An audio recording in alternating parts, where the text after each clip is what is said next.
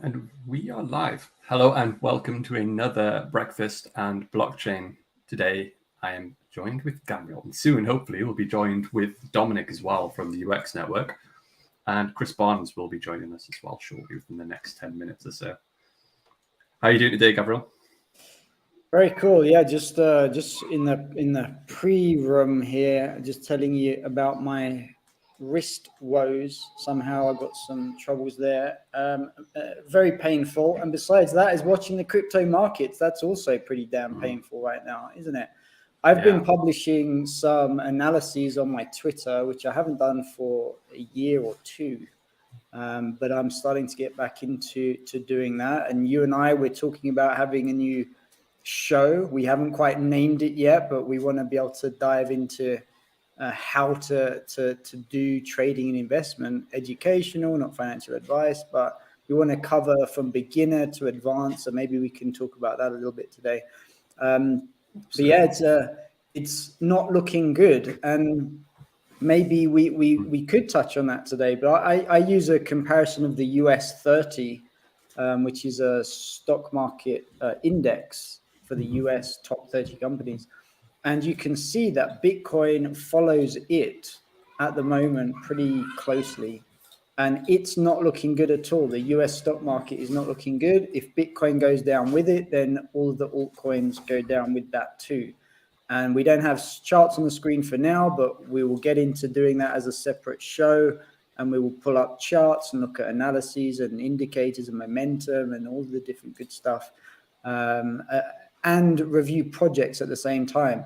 Speaking of which, back over to you, Axa. Something about Ultra, something recently announced. Have you got a few details on that? Yeah, I was going to pull it up. I'll quickly pull up the Bitcoin chart now. 1 second, just to have a look at that and what's happened today. And since we are casual Bitcoin and breakfast or blockchain and breakfast, I've got my breakfast smoothie here. It's strawberry, avocado, almond milk, all of that chocolate protein powder. Very healthy, Gabriel. I'm drinking a Coke Zero. Oh, no. I've just been given this very weird kind of Coke, intergalactic. I'm not sure what's going on there. Interesting. Yeah, so let's go to the 1 hour chart. I mean, that drop off there, absolutely insane. And so funnily enough, like it won't have it on CoinMarketCap, but if you look at the US 30, it's the same pattern. It's the same thing. US 30 moved first and Bitcoin followed it all the way down. And that is not looking good. If we really looked at higher time frame, look at support and resistance levels, then you can see that we're breaking down below support. And dare I say it, but a key level of support is not until about $30,000. So we might see a very significant drop to 30. Yeah, absolutely. So that is a 9.55% drop in a day. Now, it's not too uncommon, but it still doesn't look very nice when you look at the charts. Not at all. Right, yeah. So I'll quickly jump across to... don't want to see ourselves a million times. Okay, so this game is called Delirium. So hold on. This is in reference to Ultra, which is an EOS.io private blockchain specific for gaming, and they're building their own games on it that no one else can build on that. I'm not exactly sure what's going on, but now they've announced some kind of partnership. So over to you. So this company, there's a couple of companies involved in the development of this game, but they're going to be using the blockchain to incorporate NFTs. So you'll be able to have, from what I can tell, it's not fully announced, I don't think. I've scanned through the documents, but it looks like you can get head armor, shoulder armor, guns, knives, belts, etc. So you can customize your character. And on the trailer, which I'll put on, it looks like you can put NFTs on top of your items, which looks really quite interesting. It's different. I'll put the trailer on. You should be able to hear it as well. I'm sorry, what was that? Staying on target. We have an indication of a bogey nearby. Bang! What happened? That's what's gonna happen to them when I get them. Okay, pilot, the enemies are getting Yeah, so a lot of games have these kind of intro sequences. Doesn't necessarily relate to the real graphics of the game, but obviously this is a good quality production just on the surface of it. Yeah, so the branding themselves is AAA, a AAA title, so it should be good. But you don't often see this level of quality, even with the trailers. Got you. And then even last year, I started to buy a bunch of like metaverse, but also gaming tokens, and Ultra was one that I got, and I got a fair size bag of it at the time, even though the price has dropped now. But I really did and do have good expectations for what Ultra is going to do. And that was before I was becoming more and more interested in the infrastructure development in the EOS.io chains. So even besides that bias of what I think EOS.io could end up achieving, I was looking at Ultra as a separate project. I didn't even know that Ultra came out of the original EOS blockchain. Yeah. And I think it's got very long legs over the next few years. Mass adoption of crypto is probably going to take place through metaverse and games. Right? Totally agree. There's something else I was looking at today as well. I'll pull that up. Just brands getting heavily involved with NFTs. I'll show that as well. So this game does look like it has massive potential. I'm just going to lower that volume a little bit. They've got a good Discord as well. Worth checking out. And there's a good interview here with Ultra, explaining why they've chosen the blockchain, etc. Yeah, so it's really interesting. Definitely one of the best games I've seen. Oh yeah, so this is the website. My mouse disappears when I go on the website, which is quite odd. But as you can see, as I scroll up and down here, different items are being selected on the character. So I think you're going to be able to get those items as NFTs. It looks awesome. Oh, hey. It does, doesn't it? Yeah, it looks super crazy good.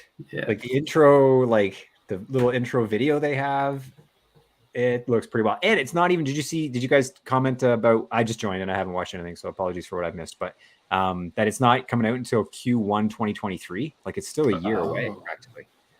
And it's this far along. So I'm like, how much, I don't know anything about game development, but it sounds quite intense.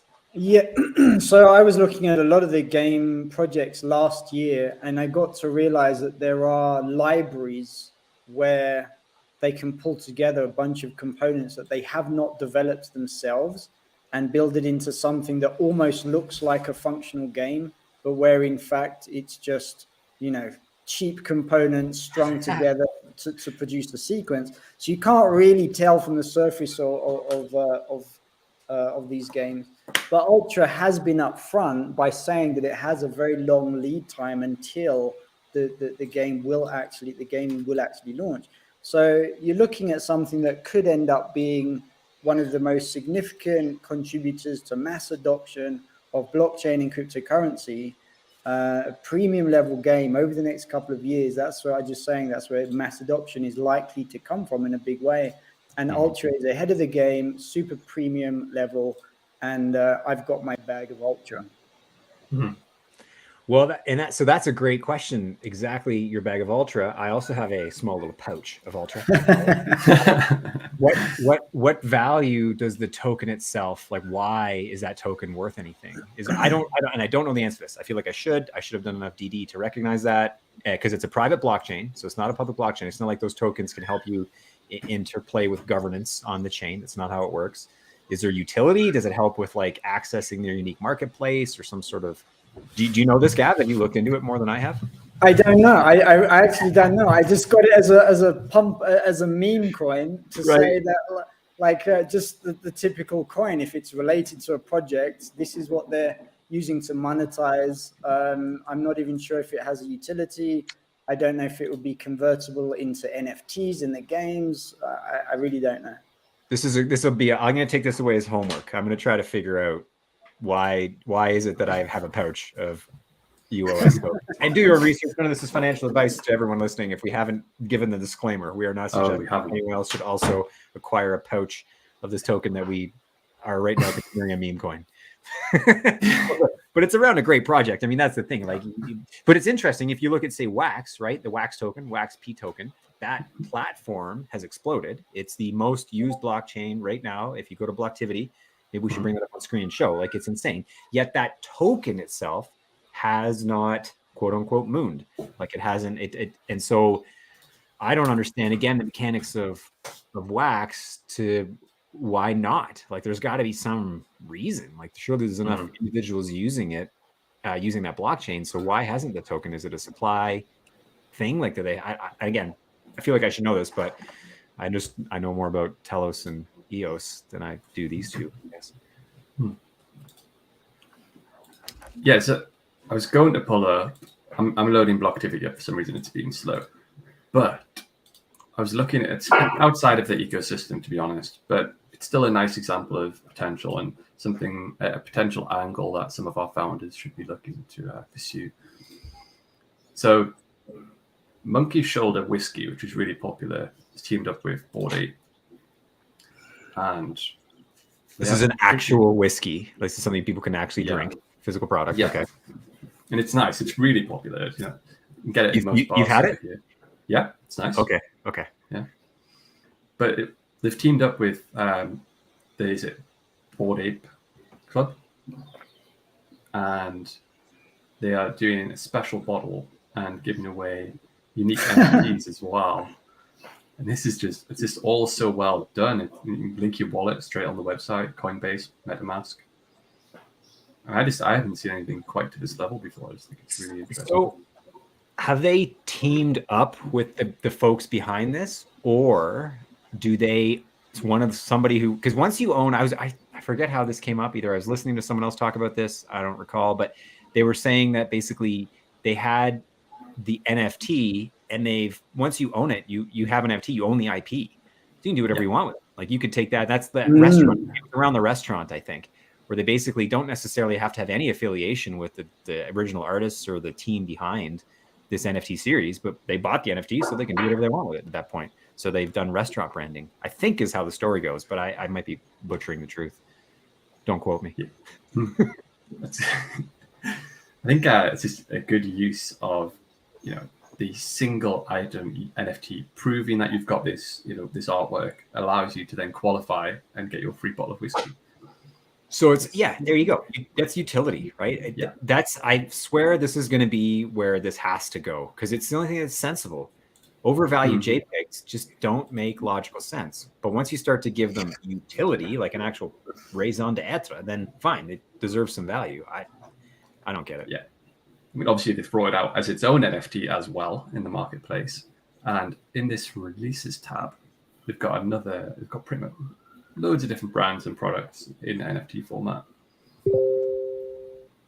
It's just quite interesting to see.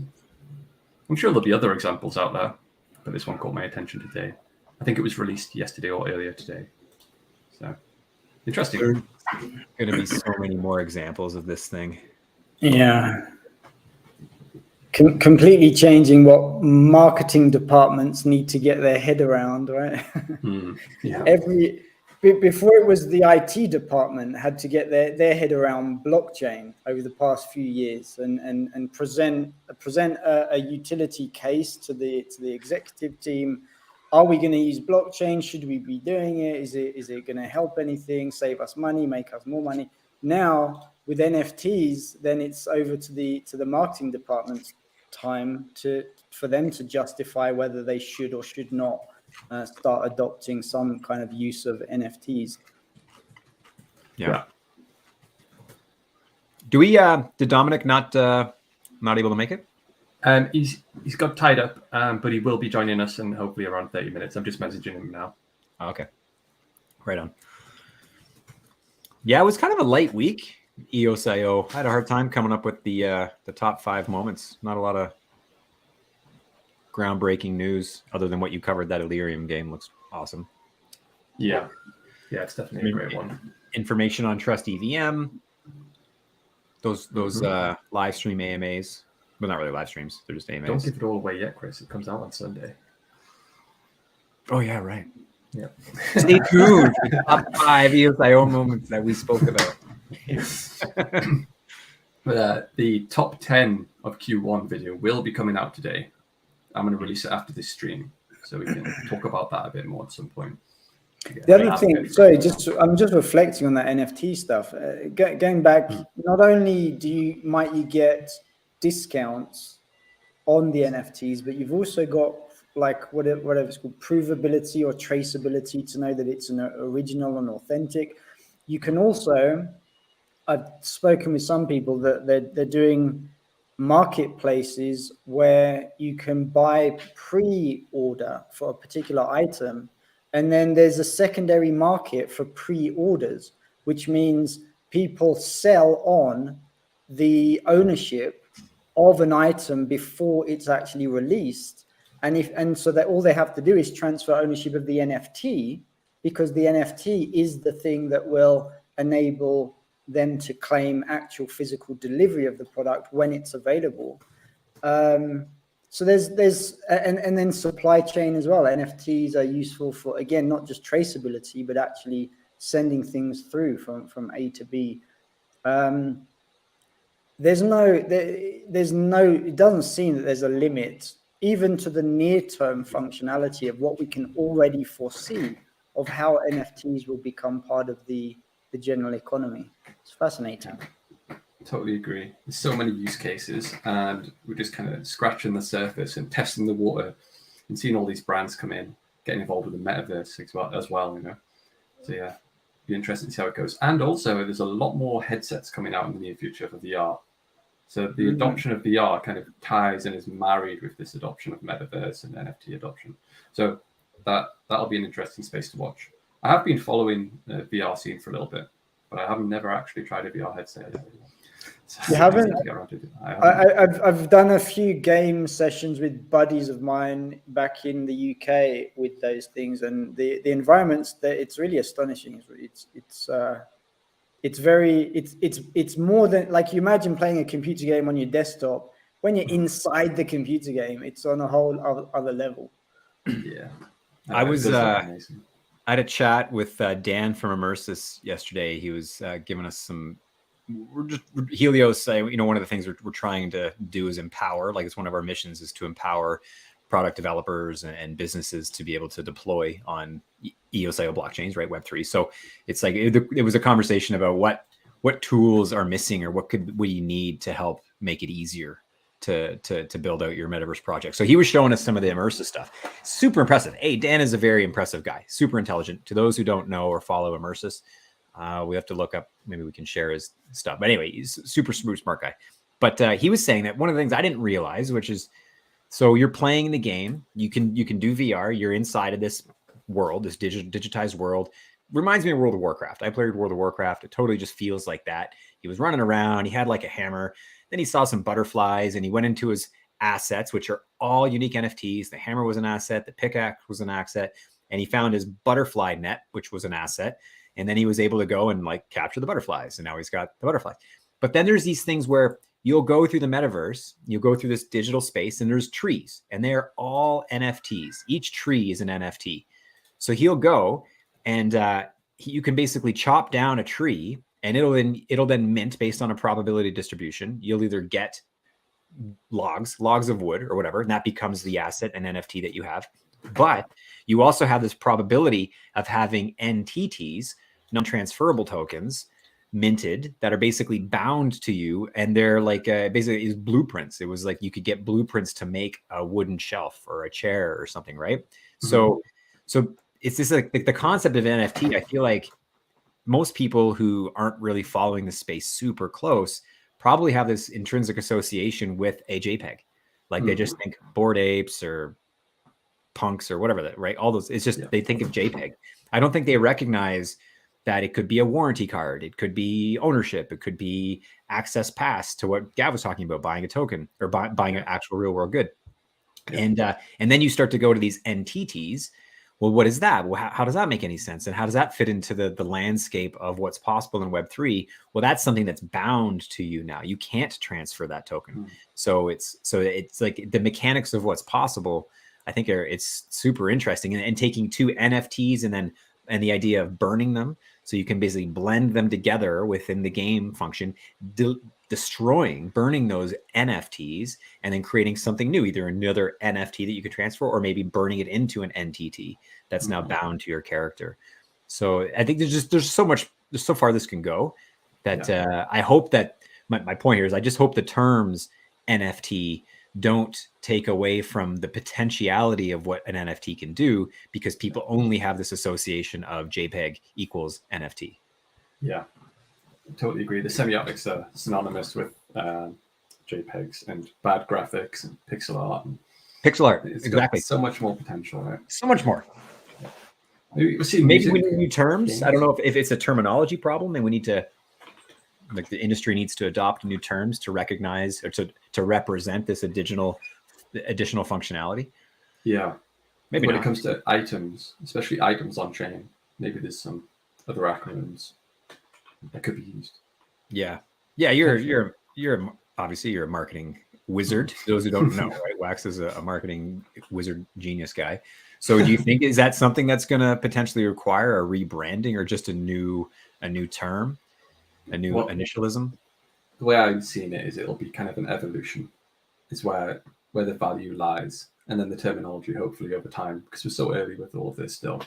But when it becomes mass adopted, I think there'll be either new terminology naturally found and just by communities, or it'll be an evolution and an association with the term.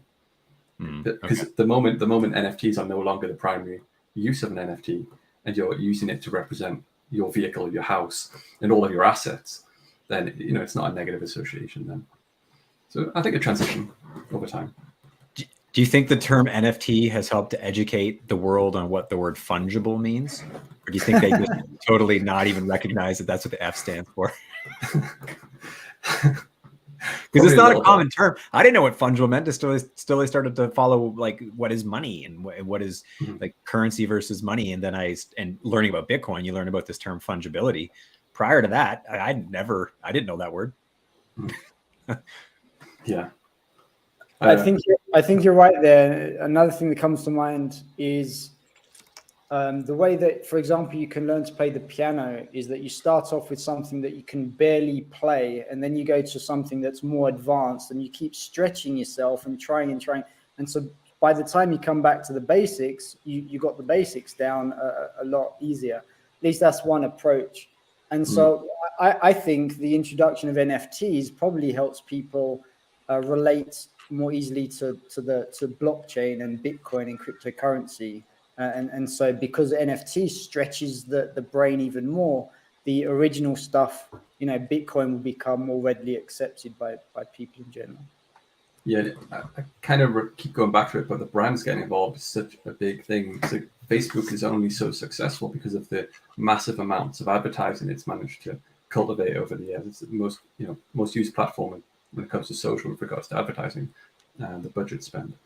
So when we start seeing brands incorporate and get involved with NFTs, it's a massive stepping stone. Definitely something that I don't think it's being overlooked, but it's definitely something that shouldn't be overlooked as well. Basically, like, normalizing the idea of digital value and digital scarcity, because that's the other thing. Like, non-fungible tokens, that is not implicit in the term, but they're scarce. There's supposed to be a scarcity aspect to that. I guess it's not fungible, it's scarce, I suppose. But there could be unlimited numbers of NFTs, so then they're not scarce. But it becomes something that people can consider. And it's tracking as well. Everything that we do online at the moment can be tracked to some degree, but with NFTs, it allows for better tracking for good reasons, potentially. Say for adverts aren't necessarily good, but you can track exactly where they've been, what they've been doing. There's so many potential use cases for the technology. It's incredible. Just got to wait and see what gets developed. There's many minds working on this to blaze the trail, right? We get to see a lot of early startups in the incubator program as well. Some great ideas coming from the groups that we've spoke to. Amazing ideas. I've got one. I'll run this by you guys. Okay. So and share it with the world prematurely. So the idea is to rebuild. I'm in Mexico, and I've just visited the Yucatan, which is a very high percentage of Maya people from the ancient Maya days, like the Aztecs and the Incas and these kind of populations. And I have the thought of rebuilding with the community there, some of the Mayan community, a new Mayan pyramid. And it won't be a massive thing because I don't have that much rock or bricks or whatever it would take. Or But we could people. do something, or probably sufficient thousands or hundreds of thousands of people. That's very true, Chris. Very true. But what we might be able to accomplish is something that is like a stair-step thing that is maybe as high as a normal house, or at least maybe a two-story house or something. And each of those blocks, and this is something that Alex Gray is doing as a famous artist. He's working that people can have an engraved block that is used in the construction of a particular building. So I can fractionalize the first ever fractionalized pyramid in the world, using the Mayan techniques, the Mayan culture, the Mayan art, and that could then be connected with Mayan-related NFTs and the ownership of these particular blocks in the pyramid. So, throwing it out there. If anyone's interested, then give me a call. Are you going to put like a QR code on each block? Yeah, so I was Someone can thinking. go and scan it. That It might be tricky to engrave if a it's QR code. engraved into the rocks, yeah. And so then people could go and actually QR code it and then get into the marketplace to be able to trade it while they're there on site. So yeah, it's just amazing how many different ideas. So I've been toying around with that as a concept. So again, to get my head around the possibilities and the direction that this is going. But Alex Gray is an amazing artist, and he's got a very good current campaign that is helping. It's actually for donations what he's doing. So people can donate money, and they get themselves this an NFT that is connected to an engraved specific block used in construction of something. Wild. There's a film by Mel Gibson. I can't quite recall the name right now. They built on set Mayan pyramids as well. Apocalyptica. Yeah, that's the one. So I have a haven't look at seen the. that. Yeah, it's quite cool. It's good actually. Well, I think so. Have a look at the set, the behind the scenes video, and you'll be able to see how they built a pyramid for the set. Might be able to use it. Wow. Well, Mel Gibson might have a little bit more of a bigger budget than I do, but we'll see what's possible through crowdsourced funding. And he's jacked. I mean, the guy's got pipes. He'd be schlepping stones like no one's business. I don't think he built them himself. Wow. Make for a cool behind the scenes video. There's Mel carrying a rock. Look at him go. He's got two. What an animal. He's had a few shots of whiskey to get him fired up to do this, but you know. Yeah. That's great. There's a guy in the chat, Gabriel, Doug R. So he said that he's talked to a guy called Leaf a lot in Telegram about Guatemala and the Mayan connection with Bitcoin Lake. And he says he forgets the university that he's at, but there's a potential connection there. So he's on our Facebook group if you'd like to reach out to him.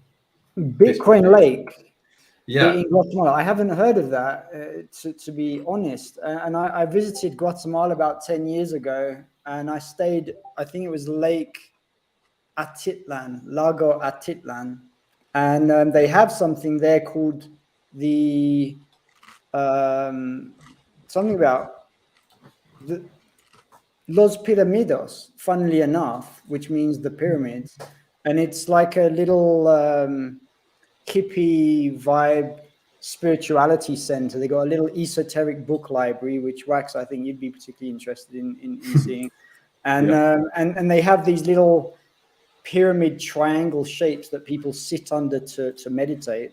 And Lake Atitlan in Guatemala is really beautiful, good kind of comfortable tourist areas. But I haven't heard of Lake Bitcoin. I wonder if it's the same lake or a different lake. I'm going to check that out. Yeah, there's an article is linked on Facebook, but I can't quite reach it right now. So I'm going to. There's a university there interested in blockchain. I forget what it's the name. And I had to bring the picture back up to see the rooster, or it could be a hen. No, it's probably a hen sitting on Doug Woo's shoulder. That's hilarious. I have chickens, so I'm a big fan. Who would have thought? Love of chickens is even possible. Every time we have a call, I feel like there's a talk about chickens at some point. Everyone seems to have chickens. It's a I hen. want Yeah. to. Okay. Yeah. Looks like a hen. Good man. I'd quite happily get some chickens for the garden. Rhode Island Red, indeed. And that back, was it Doug that just sent that message back to that idea of communities and DAOs and governance and how these things are going to be able to connect. So people who have a particular, like we can do partnerships with projects in different areas, and people can move between them based on the access level that they have, based on the NFTs that they hold, and they get certain privileges as they roam about the Latin American coast. And I'm very interested in discussing and innovating in that kind of area, because a lot of people are moving out of the cities. A lot of us with crypto don't want to be tied or held to specific locations.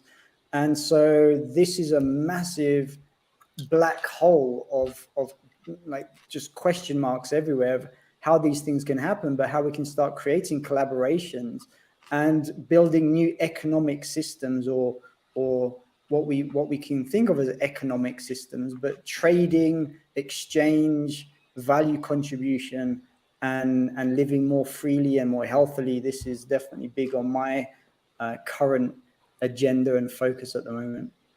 So that's an interesting concept, because you represent what would have been the more fundamental or the early adopters of crypto, right? That's sort of the philosophy that Bitcoin really launched from. It was independence, disintermediation, and being sovereign, and banking the unbanked. That was a big piece of it too. But just generally speaking, those who had banks already, for us folks, it was more about being independent and sovereign. Today, though, I don't know, that narrative, I don't think that's as nearly as prevalent as it used to be, eh? No, so the other phrase there was that we had originally was be your own bank. Right. Right. So be your own bank. And like, for example, if people are living, I think it goes hand in hand with metaverse and virtual reality. More people are going to be able to, what do you call it? Telecommute into work, because we can have like what we've got now, but it's a little bit, it's still a bit two-dimensional with this live stream video conversation. But if we're in virtual reality or metaverse, then we can sit together in what feels more like an actual room, and you can achieve that through organizations throughout the world. So people will have the physical location, autonomy and freedom. They can come and stay in a particular place, live in nature, in a jungle, forest, whatever, and then they can get into where they need to be through virtual reality, through metaverse.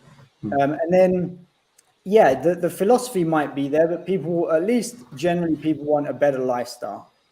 And so if that better lifestyle for them feels like living outside of the concrete jungles and living more in natural areas with different types of people that are in the same kind of vibe, digital nomads has been happening since way before cryptocurrency. I was a digital nomad in like 2006. Went to Thailand and traveled around Southeast Asia for 14 months as a digital nomad, working from my laptop. There was no cryptocurrency at the time, but these things, the benefits add together, and the philosophy for some people might not be there, but the lifestyle is definitely there. Mm-hmm. And I wonder how much it's going to spill over. Oh, sorry, Wax. Just saying that how this idea of this early adopter mindset around crypto, if maybe we're like a positive influence, because we obviously think that that's a positive thing, right? So we're maybe a positive influence to those who haven't actually, they're getting into NFTs and Bored Apes. They have zero yet that fungibility, and what is real money, and how does actually the Federal Reserve work, and does that now become a stepping stone, kind of like, and it starts with NFTs, and then they start to question, okay, then there's this Bitcoin thing. Well, why? What's the value prop of that? Oh, digital scarcity, limited supply. Okay, that's interesting. What, you mean the US dollar? So I wonder if that's kind of a nice, happy benefit of these overpriced NFTs, JPEGs. I love that thought. It's very optimistic. I'm 100% aligned. I gave up trying to argue and convince people about political freedom and these kind of things a long time ago, because you realize, well, it's just a losing battle. But if people experience the actual human benefits of technology that enables more autonomy and freedom and this kind of thing, then that's where we're going to actually, and that's why I love to work within the blockchain ecosystem, is because it is an automatic technological way of building more freedom without the philosophical arguments. Yeah, it's like they're objective truths at that point. You don't need to get into philosophy. You can just, does scarcity have value? It's like it's not really, that's not a debatable concept. It's just one that you may not understand, but it's kind of just an objective truth. Of course it does. And is it better to be your own bank with lower fees, faster transactions, less headache, less bureaucracy, less restrictions to pay what you want when you want? For sure. Yeah, that is the dream until the on and off ramps to the true commerce world become restricted and pinched off. Well, and how about this one? Is it better to keep your money in a bank that pays you about what, 0 point something or other % interest a year versus what you can get with staking various cryptocurrencies? Come on. That's right. You better not do that if you know what you're doing. It's like a British thing to use "not," right, for zero. I don't think in Canada we say that to us. It would be like 0.5 instead of 0.5. Oh, gotcha. 0. Yeah, it's just You're risky at the moment, isn't it? You can't stake without high risk. You're always at the flow and ebb of cryptocurrency market. That is true, and we can see that today in the bloodbath of the past day or two. I got suckered in. I've been projecting a downtrend, possibly down to 30K for the past weeks, and then yesterday it looked like we were going to get a significant bounce. I think the US they announced some kind of interest rate hike, and the market, the US market went up. But then that rally was very short-lived, turned back down again, showing that there's massive pessimism in the US markets. And that is unfortunately impacting on our beloved crypto markets. And there's just a continued bloodbath. So I do think we may be still on for what I was targeting days and a couple of weeks ago of possibly a 30,000 Bitcoin. I'm doing this. No, not hearing it. Well, I've tried different approaches over the past years of sometimes doing that and sometimes trying to trade. Sometimes trying to trade on a 15-minute chart, waking up with alarms for my chart analysis, going at all sorts of the times of the night, and each person has to find their own approach. But again, we are going to start a principle-based investor and trading show, maybe as soon as next week.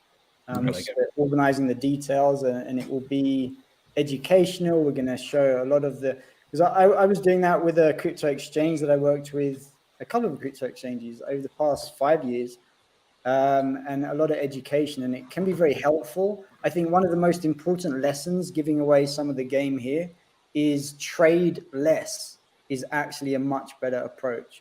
Again, not financial advice. Not financial advice. As a general principle is to trade less.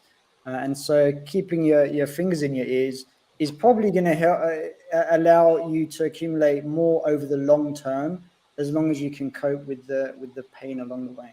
It's exactly what the Beat trustee just said there. Yeah. Also known as Andrew, or maybe this is the cat talking. Hard to tell.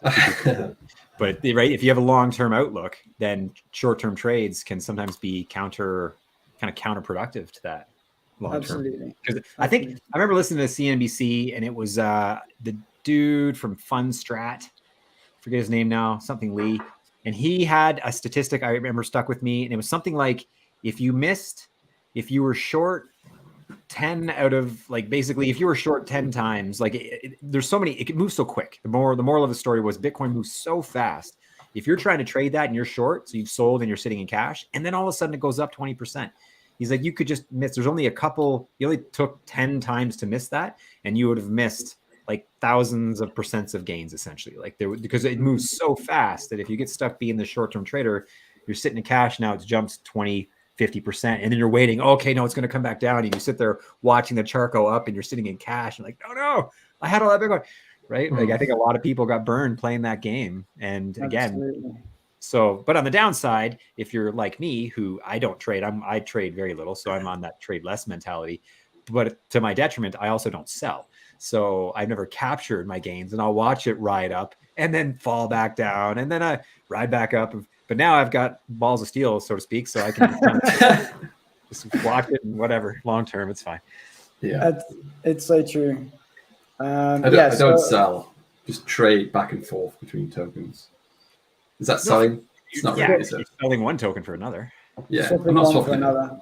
Yeah. So you can go to stable coins. You can go. A lot of people trade back into Bitcoin against their altcoins, or like Wax is suggesting, across to other altcoins, which is not really selling out, but it's just. I'm not swapping one for suggesting another. that. I'm not suggesting that. Suggesting the idea of. Yes. You know what's done well though over this little this recent dip is Telos.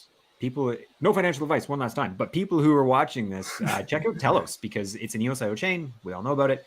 It has performed quite well against Bitcoin. If you look at the chart, it's like holding up solid. So I think once this market turns, the fact that Telos has been holding on so strong against, like it's up against Bitcoin consistently here over the past few days, I think that's pretty optimistic sentiment when the whole market starts to shift, and then Telos gets that. I don't know. I'm not financial advice, but I'm very excited about what I'm seeing there. I'm not a tech. This is no TA. I've drawn 0 lines on a chart. This is just simply looking at the number.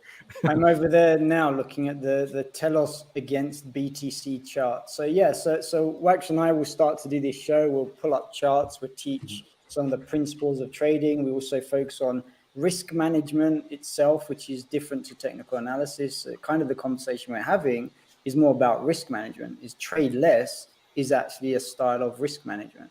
Then we'll look at particular projects and the fundamentals and the team behind it and the news, like what's happening with the Ultra as a game, with their partnership, etc., etc. So looking forward to kicking that off very soon. That's So cool. we'll be able to like explain what actually is involved with doing your own research. And I'm not very experienced at reading charts or trading, so I'm going to be learning along the way, potentially with some of the viewers. So I'm hoping to be able to ask the right questions so we can all learn together and take a little bit of Gabriel's expertise and see if we can benefit our wallets. You're willing to run the risk of Long sounding term. stupid. Oh, I will sound stupid. There's no doubt about it. No, I'm putting myself out there for everyone. Yeah, trading is not my forte.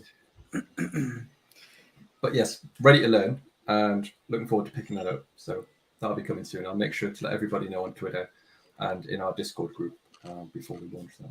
I'll be publishing it as well first in our Discord group, so everyone who's there can get first dibs and provide us with some of that essential feedback before everyone else sees it. Yeah, and if we do anything live, part of the fun and the game of chart analysis and market analysis is actually being live. So occasionally we can jump on a live stream as well and take questions and look at charts that people are interested in, and we do that. It's very educational, it's engaging for everyone, and good fun at the same time. Yeah, I'm not sure about looking like an idiot live, but we'll see. I suppose we do it on Breakfast and Blockchain anyway. But yeah, I'm looking forward to that. You're right, Chris. I'm looking at this Telos against BTC chart on a longer time frame, a 2-week time frame, and it looks very good. Can you bring it up? Are you able to screen share? I would. Can I share my? Should be at the very bottom. There should be a button that says share. Hopefully. I'd be curious to see you talk through it because again, I'm going to learn a ton from these this series you will do because I'm very curious about it, and I've just never bothered to take the time to like go through and watch these people teach about TA. But I'll watch you guys. I did see something really quite cool that people might want to know about on Binance, where it shows on the chart itself when you made your trades. sold or bought long or short. So that was Oh, quite yeah? nice. Yeah, it's like a new If you use indicator on Binance. that. Binance is Uh, taking over the world, man. Yeah. I will be. I have to restart Oh, don't worry about it. to be able to share. Okay, so Yeah, we'll next say time. that Next time. next week we'll kick that off. Take our word for it, people. Telos is holding up well against Bitcoin. Thanks for the support, Doug. Appreciate it. Yeah. Did you guys hear about Binance getting a chunk of Twitter? Yep. Yeah. There's a list published today, wasn't there, of all, well, maybe it wasn't published today, but I've seen it today. All the people involved. The Saudi prince invested It's 1.6 billion. it's interesting Let me see if I can pull that up. at a minimum. I wonder, do you think there's this like, not to get too conspiratorial or anything, but if there's like a people who are a controlling group of larger political media, whatever, do you think there's like a battling faction? Like, do you think it's all one and we just think there's battle, like almost like red, blue, left, right? We're given this like facade of one versus the other to polarize it, and so when we take the extension of that to like global control, do you think are there factions? Like, is Elon Musk and those people who bought into Twitter, is that like a faction that's different than the other faction that would have been in control of Twitter with all the censorship? Like, is there truly like a bunch of good people, maybe quote unquote good, or am I just being misled? No, I think if you start with the basis that all men have ego, right? And then you think, well, would everyone follow the dictates of one particular group? They'd have to be like chemically controlled, or like, is there only one pinnacle of ability for power? I suspect not. And given that all men have ego, you're going to have various groups of people that at least want some level of power, political and whatever it is. And so as soon as that happens, then you're going to have warring factions.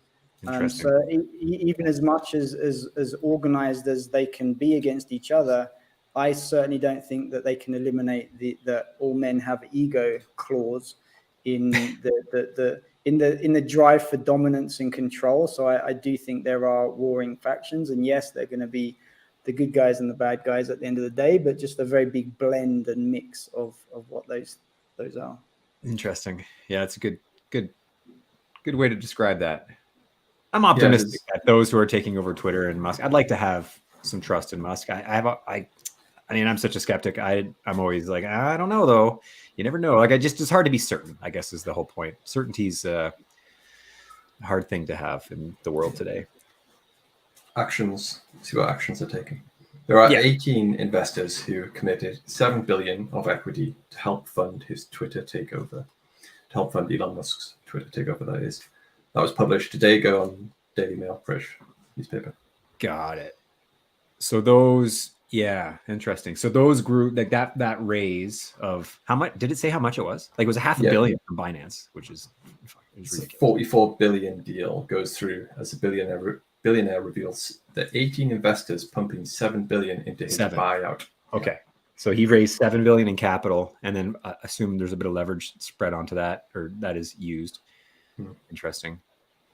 So I got it wrong before. It was listed. There's a filing also listed by Saudi Arabia's Prince Al Walid bin Talal bin Abdul Aziz. Here's an interesting comment from Doug Wu. So he agrees with me. It's quite possible it may be a Hegelian dialectic management of opposing energies that is happening at a higher order of understanding, in his opinion. It may be a spiritual unfolding of multiple dimensions. It may be all of our evolution and growth as a species. So what do you guys think about the idea that are we evolving as a species? Because I'm not seeing it. Because what I'm thinking, like more like the movie Idiocracy. You guys seen that one? I haven't seen that. Oh, come on. You got to watch Idiocracy. You got to put it on your list. It's have some cannabis, watch that movie. It is super funny. That's not advice either. It's not financial advice. But it's basically the idea is that the more educated are having less kids. And so, but the less educated are having more kids. So that cycle basically it turns into it's a joke, but the meatheads are having all these kids and they have like, genetic disposition to have meathead children.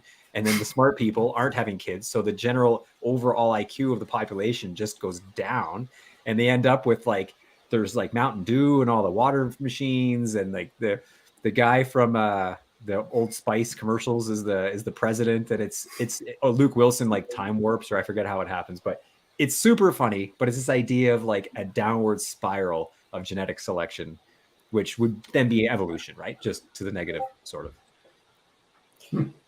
Sounds fun and interesting. How do you I'm gonna comment give it a on watch. that? Yeah, watch that. Anyway, evolution Okay. today, like, do we have that anymore? Like, is there survival of the fittest that would lead to like a physical, like, not like, you know what I mean? Like, I just don't see how modern world if we're still having that. It's a good question, and it revolves around capitalist. Well, it depends where you live in the world, isn't it? The survival of the fittest, and fittest is subjective now. There's not much need on physical survival mechanisms. It's cultural survival, and in the capitalist environment, it's almost Most fit to have equivalent children.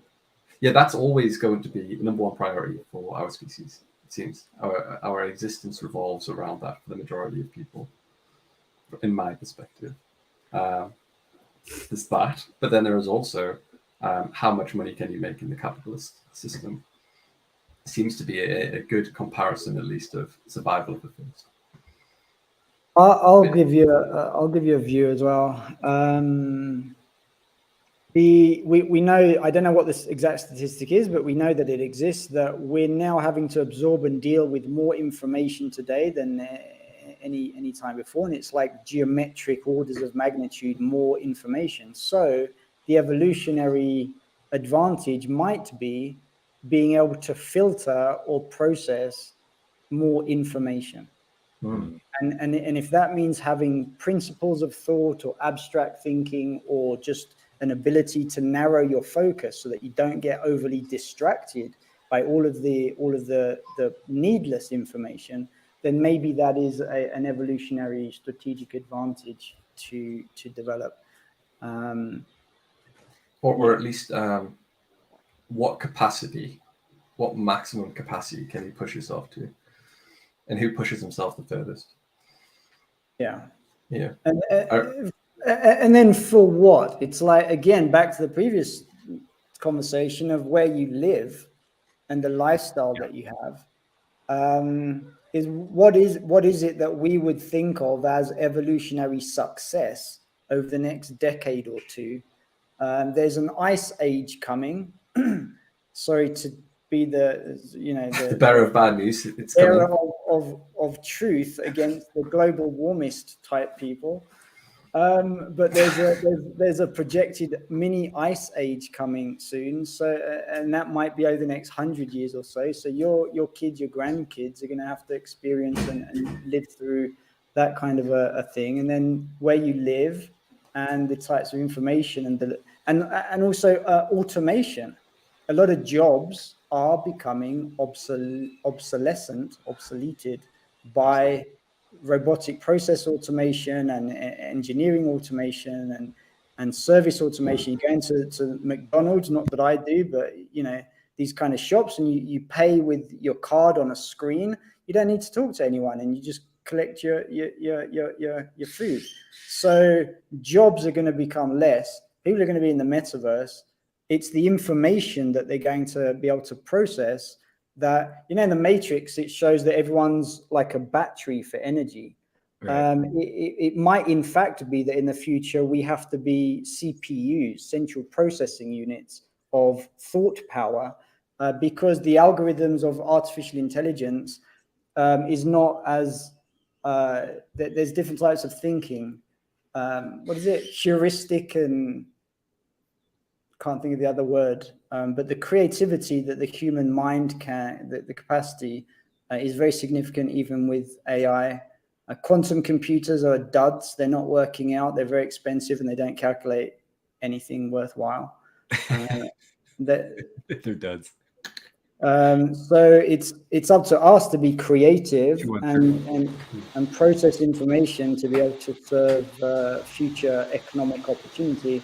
So these are the kind of things I think that suggest an evolutionary direction for humanity.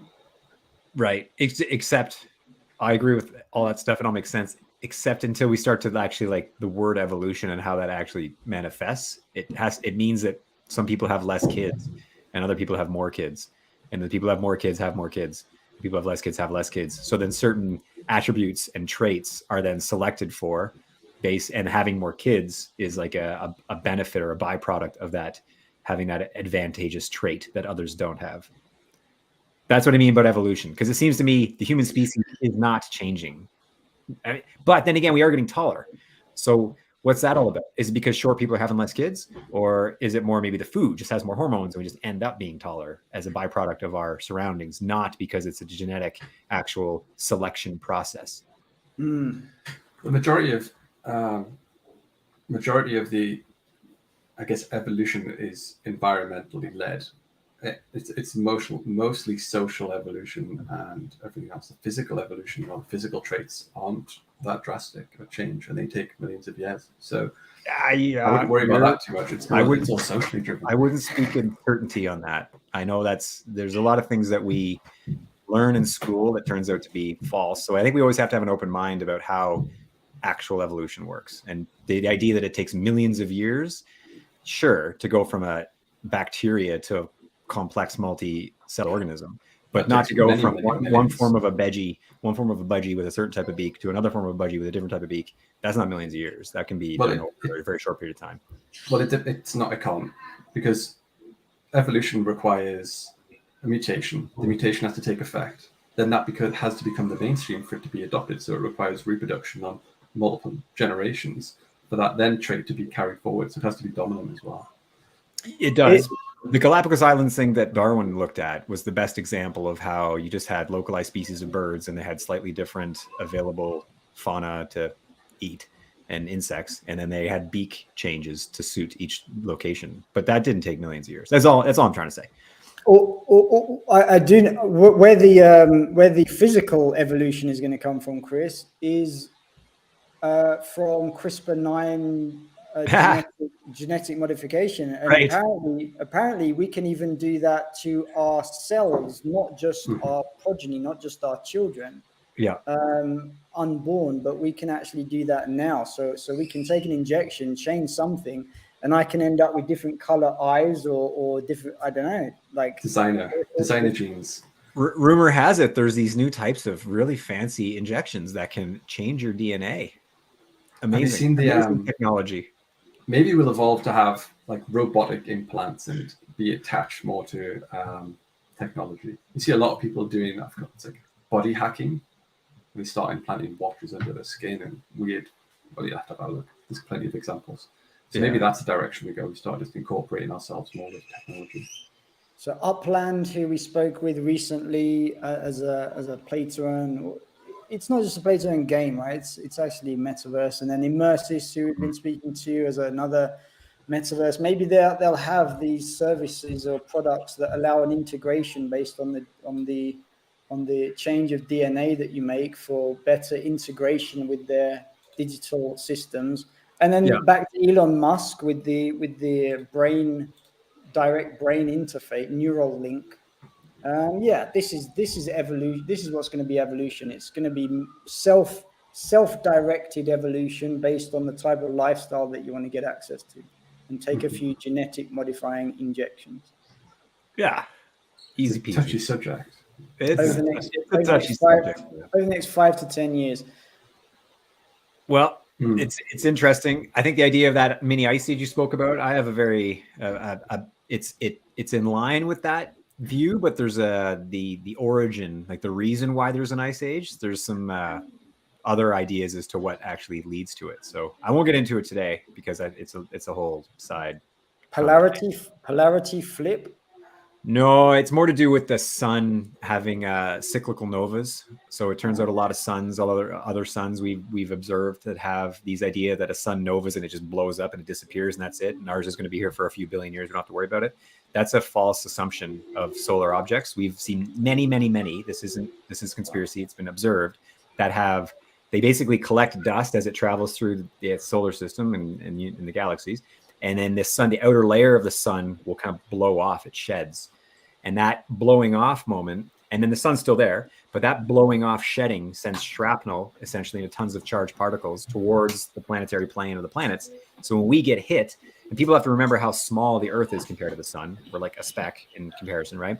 So we get hit with the shrapnel, and it basically blows a lot of it. It's super, and we're a ton of water, right? We're 2/3 water on the planet Earth. So a lot of water gets exposed to this intense heat, causing it to instantly evaporate and cause huge amounts of moisture and condensation in the air. It's also and a lot of it leaves the planet, and that's why we see a lot of these frozen snowballs. That's why. It's because they've been shot off planets, essentially, which then house bacteria and shoot it and seed other planets. The whole other idea. But the glacier idea is that all this moisture ends up in the atmosphere, and then the sun gets cooler after this event for a few decades. So then this atmosphere, this moisture is all sitting there, and it snows. And it snows and snows and snows and snows and snows for like a couple decades. And that's what leads to having 3 miles thick of ice in certain parts of the world.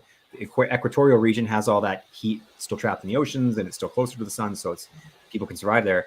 But the glaciers then form from an immense amount of snow and then recede as the sun warms. So the glaciers don't just start at the poles and spread down and then come back.